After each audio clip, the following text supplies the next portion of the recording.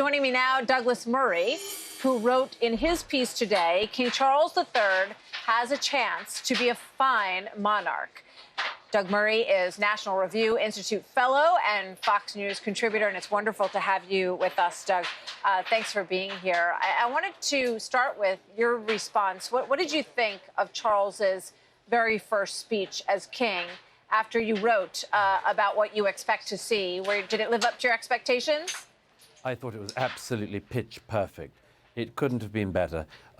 Occasionally, the royal family in the past has been criticised, most famously in 1997 after the death of Princess Diana, for not showing enough of the human touch.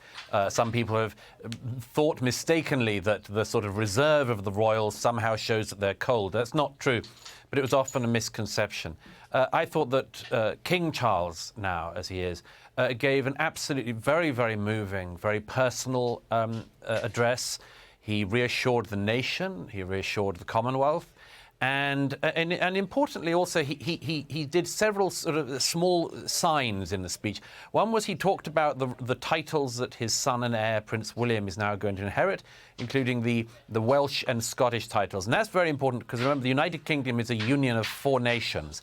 And this is a reminder by King Charles of the importance of these nations being bound together by the monarchy. He mentioned his Queen Consort, Camilla, and he mentioned that it was a very important line that he mentioned his second son, Prince Harry, and Meghan, and his love for them. That's also an important thing at this moment.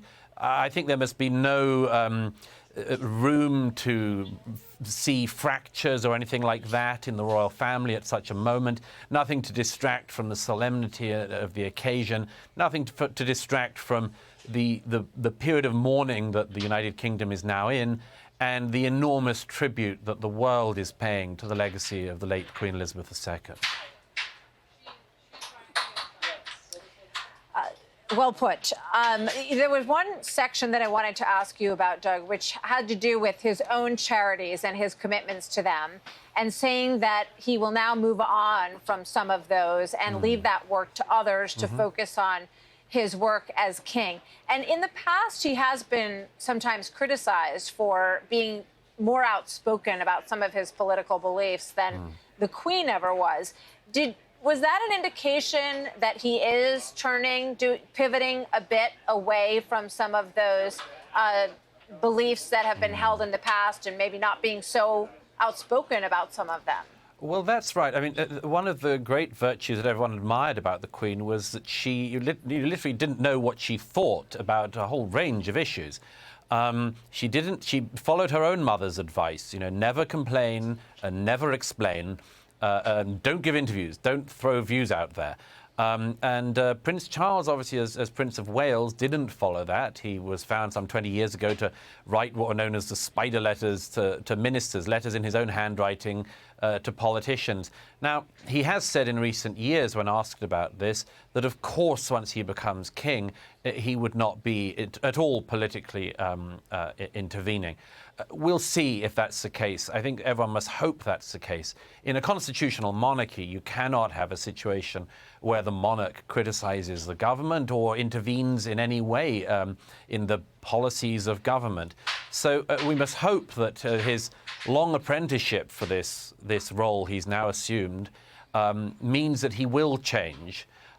We'll see, but it's very much to be hoped, because the monarchy in Britain effectively, I've said a couple of times to colleagues today, it effectively operates in Britain much like the flag does in the United States.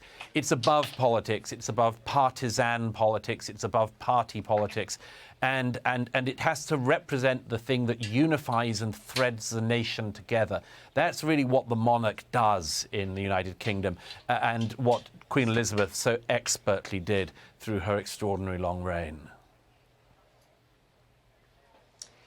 It's interesting. I was looking today at a piece of video from 1957, and the Queen in her Christmas address, and she was a very new queen at the time, so the delivery is a little bit halting, and TV was relatively, it was newer as the medium for it. And she talks about that, but she says some very potent things in this particular address that I think holds true today as well. And I want to play this for you, Douglas, and see what you think on the other side. Let's watch. The trouble is caused by unthinking people who carelessly throw away ageless ideals as if they were old and outworn machinery. They would have religion thrown aside, morality in personal and public life made meaningless, honesty counted as foolishness, and self-interest set up in place of self-restraint. At this critical moment in our history, we will certainly lose the trust and respect of the world if we just abandon those fundamental principles which guided the men and women who built the greatness of this country and Commonwealth. I think this is a very interesting piece of video, Douglas, and I love where she says honesty counted as foolishness and self-interest set up in place of self-restraint. Yes, I mean, it's a very moving piece of footage, that. Because, of course, she epitomized these values. She didn't just advocate them, she embodied them. And I think that one of the most interesting and moving things about the response to her death and the responses worldwide show that the virtues and values that she embodied are ones that we do still admire. I mean, you know, her quality of stoicism, of strength in bad times, of stiff upper lip, you might say, and many other things. She came from a generation, remember, that needed those things very badly. It was no good, talking about me during World War II. Nobody had time for that. It was no good grousing, as we used to say, no use grumbling. At a time when the whole country was in such deprivation. What you needed was the virtues that could pull a country through such a period. And those were virtues that she embodied. They're the virtues that she talks about there. She says, let's not throw away things just because we think that we're more modern or beyond them. These are things we're going to need. And I would say that that is a very important message in the days and weeks ahead for the people of Britain in particular, to remember that the virtues that she embodied were so remarkable, and we will need them again. You know, we always will. Times are going to be tough in the future as they have been in the past. Hopefully not as tough as they have been in the past, but, you know, every country goes through bad times. And the Queen's message so often was a reminder of the importance of pushing through, a reminder of the importance of faith, which is a very central thing to Her Majesty's life, and a reminder of the eternal values that the monarchy and the position that the monarch holds embodies so much.